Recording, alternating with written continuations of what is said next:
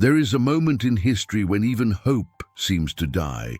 Seth, the forgotten son whom God chose to start everything anew, was born at precisely that moment. When Adam and Eve lost Abel at the hands of Cain, something more than a life was taken from that home. The certainty that God still had a plan. The silence was deafening, the pain unbearable. And in the midst of this total darkness, a boy was born whom almost no one knows today. His name was SETH. And he didn't come to replace what was lost. He came to inaugurate something completely new. In this video, you will discover the most overlooked story in the book of Genesis, a narrative about new beginnings, redemption, and how God transforms tragedies into eternal purposes. And in the end, I will reveal something surprising, a hidden pattern in Seth's genealogy that directly connects his life to the arrival of the Messiah. Get ready, because this journey begins in the most unlikely place, in the valley of death and grief that seems impossible to overcome. Imagine a silence that weighs more than 1,000 words. Adam and Eve had witnessed the unthinkable, one son murdering another. Cain, driven by envy and rage, took Abel's life in a field that should have been for worship, not bloodshed. And now, what remained? Eve could no longer pray without remembering Abel's body fallen on the red earth. Adam carried on his shoulders the guilt of having introduced sin into the world, and now that sin had brought death within his own home. Cain was cursed, wandering as a fugitive. Abel was dead. The first family of humanity was shattered. They no longer knew if God still heard them. After so much disobedience, so much pain, so much bloodshed, was there still room for mercy? The Bible doesn't describe tears, but they were there. It doesn't mention screams, but Eve's heart cried out in agony every night. The plan to populate the earth with justice seemed to have died along with Abel. And then something incomprehensible happened. Eva discovered she was pregnant again, but this time there was no party, no celebration, just a silent, painful question echoing in her soul. God, why now? Will this child have a different destiny? Or are we condemned to relive this curse forever? Because when everything falls apart, when the story seems to have reached its worst chapter, God is about to write something that no one expected. Seth was born at dawn without fanfare. There were no angelic voices announcing his arrival. There were no audible promises of redemption. Only the cry of a newborn in a tent marked by mourning and ancient tears. Eva held that baby in her arms and for the first time in years felt something she had forgotten, a fragile thread of hope. She looked into the child's face and saw not a replacement for Abel, but a silent answer from God.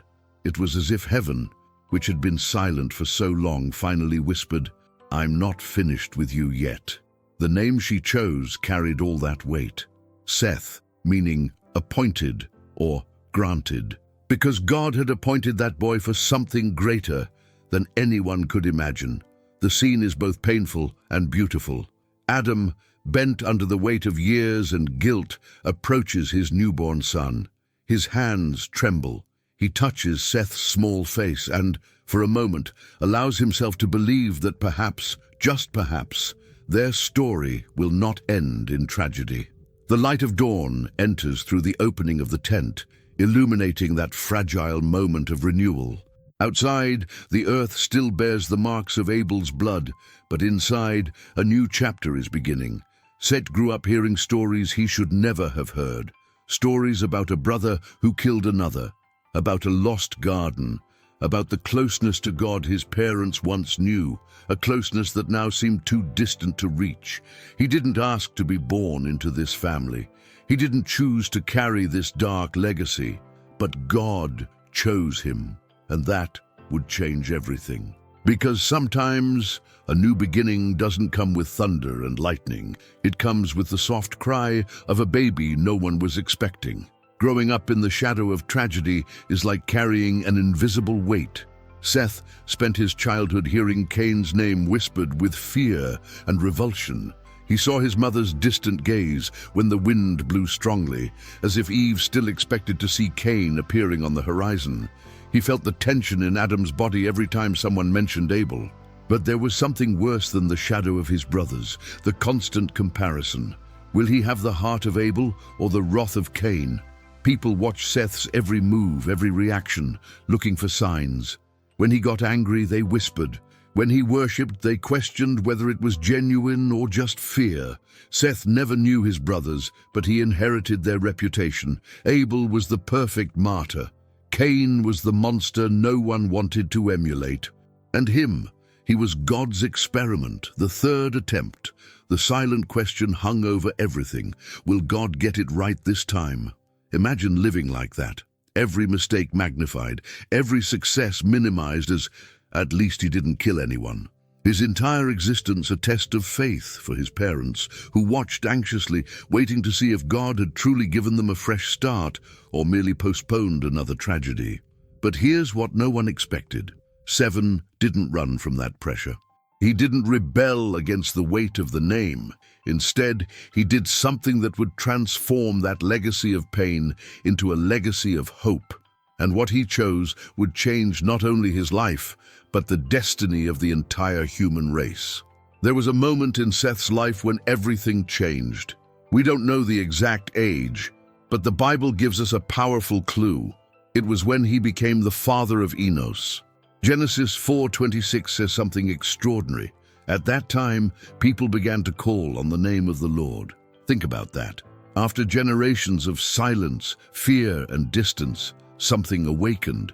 Seth understood that his life wasn't just about surviving in the shadow of his brothers.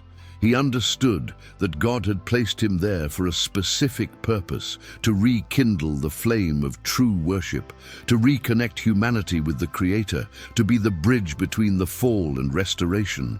This was not easy. Seth lived in a world that was rapidly turning away from God. Cain's descendants were building cities, developing technologies, creating culture, but all this far from the divine presence. And Seth, he chose the opposite path. He chose to teach his son Enos to call upon the name of the Lord. He chose faithfulness over fame. And you know what's incredible? This decision wasn't just personal. It changed the course of history.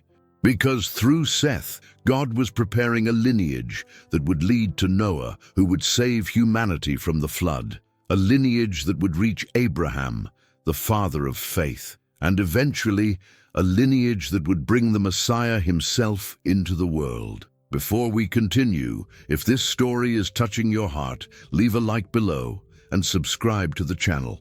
Turn on notifications, because there's still something surprising I need to reveal about Seth, and you won't want to miss it. Seth understood something that many of us still struggle to accept, that God can use anyone willing to start over. It doesn't matter what's in the past. It doesn't matter how many times your family has failed. What matters is whether you are willing to be the generation that makes a difference. Names in the Bible are never accidental. They carry meaning, prophecy, purpose. And the name Seth is one of the most powerful declarations of God in the history of humanity. In Hebrew, Seth comes from the word sheth, which means appointed, placed, or compensation. When Eve gave her son that name, she was doing more than registering a birth. She was prophesying. God has given me another son in place of Abel, she said. But notice she didn't say to replace Abel. She said in place of. The difference is profound. Abel could not be replaced. His death was real. His absence was permanent. But God could and would appoint someone to continue what Abel began, a life of genuine worship. Seth was not Abel 2.0. He was something new, something God had planned from the beginning. His name was a living promise that God never runs out of plans, that when one door closes, he doesn't just open another. He builds an entire path you didn't even know existed.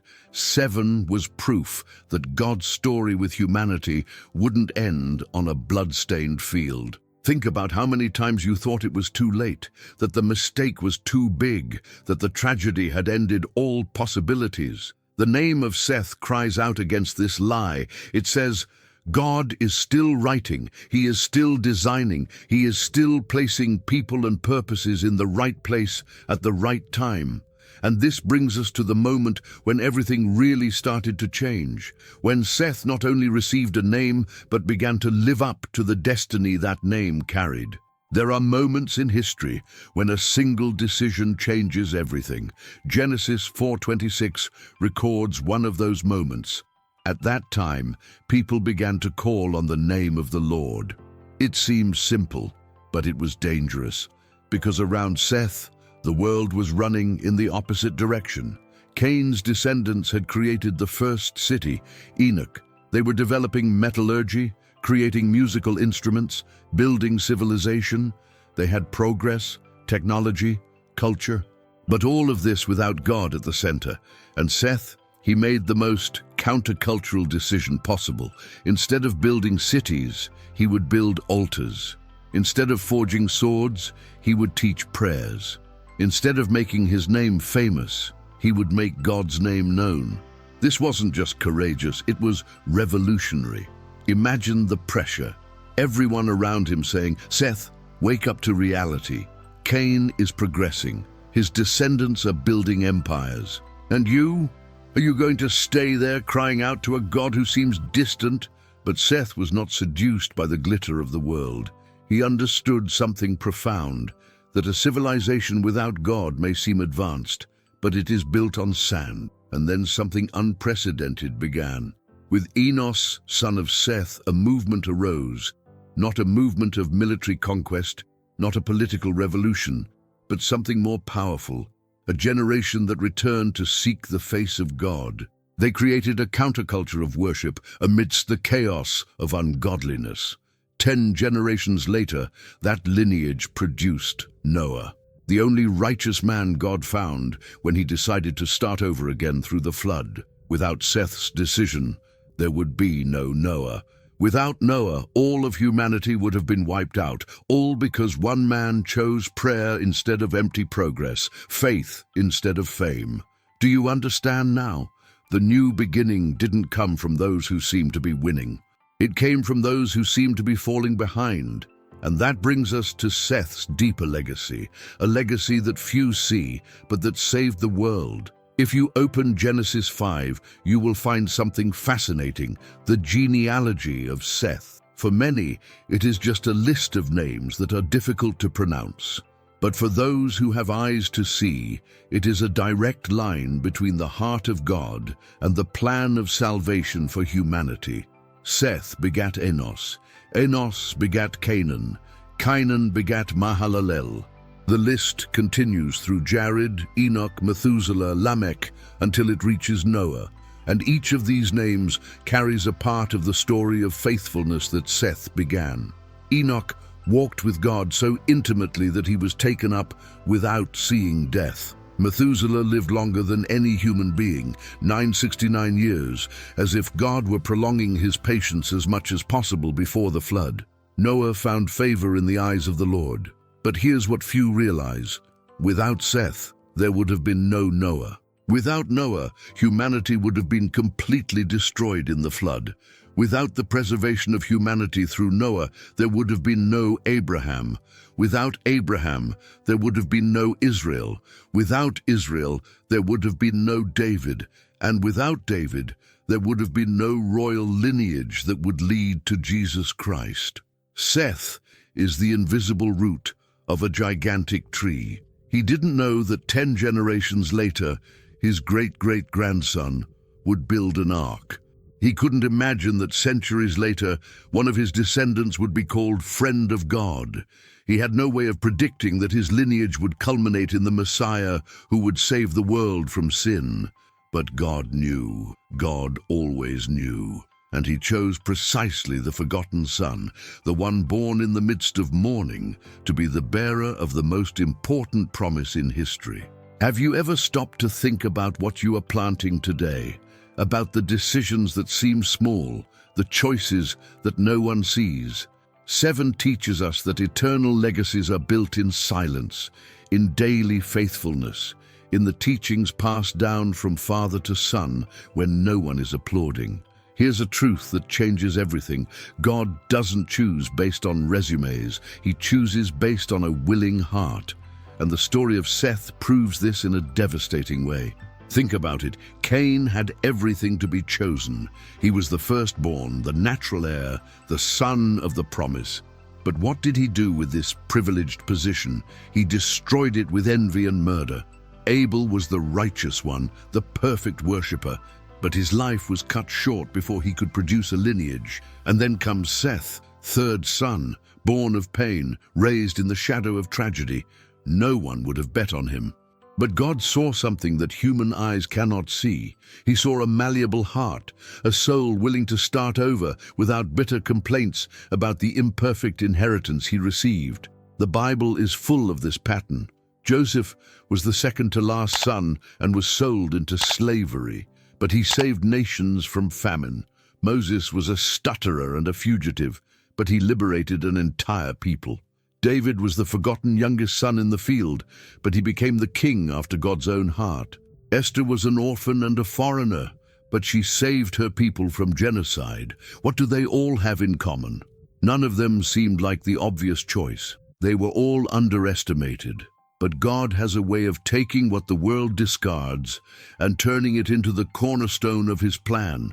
So the question isn't, am I important enough? The question is, am I available enough? Because Seth teaches us that God doesn't need your perfect pedigree. He needs your sincere yes. It doesn't matter how many times you've been forgotten, ignored, or put on the back burner. What matters is whether you're willing to let God write your story, even if it begins with chapters of pain. If you pay attention, the life of Seth teaches 5 lessons that transcend time and culture. First, the past does not define the future. Seth was born amidst the greatest family failure in history, but he refused to let the sin of his brothers determine his destiny. Second lesson, God always has a plan of redemption. When all seems lost, when the story seems to have reached the worst possible ending, God is already preparing the next chapter. He never runs out of resources, never runs out of options. Third, true legacies are spiritual, not material. Seth did not build cities like the descendants of Cain.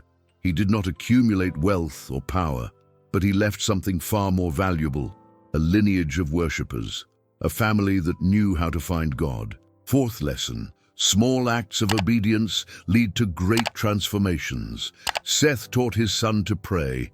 It seems simple, almost insignificant, but that act of faithfulness reverberated through generations and saved humanity from extinction. And the fifth lesson, perhaps the most powerful, starting over, is not a sign of weakness. It is proof of divine mercy.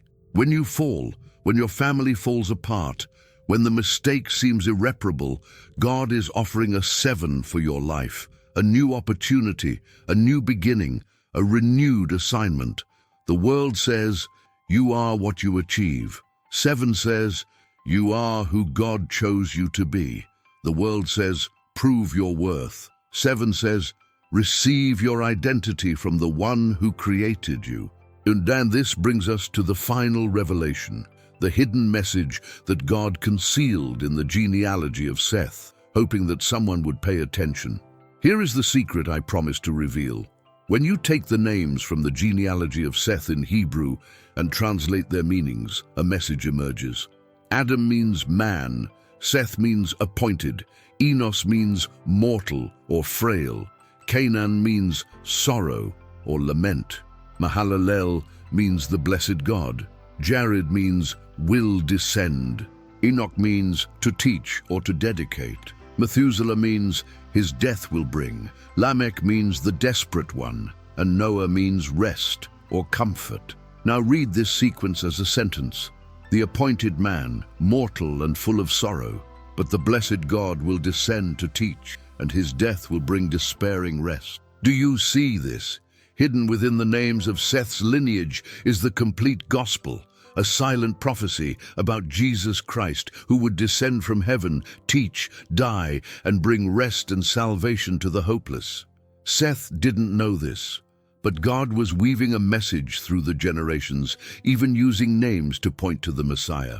This means that from the very beginning, from the moment Seth was born as the forgotten son, God was already planning the ultimate redemption.